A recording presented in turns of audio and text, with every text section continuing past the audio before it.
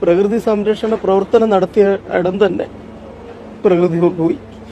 ഇതിൽ കൂടുതൽ നമ്മൾ എന്തു പറയാനാ? ജോലിയില്ല, അവനവൻ്റെ ജോലി ചെയ്യുക, വീട്ടിൽ പോവുക.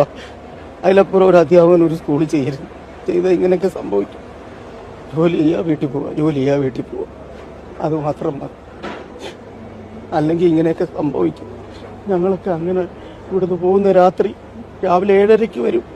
കേരളത്തിൽ എവിടെയെങ്കിലും 7:30 പഠിത്തം തുടങ്ങുന്ന സ്കൂളുണ്ടോ? ഇവിടെ ഒക്കെ ഇരുന്നാ ഞങ്ങൾ പഠിപ്പിക്കുന്നത്.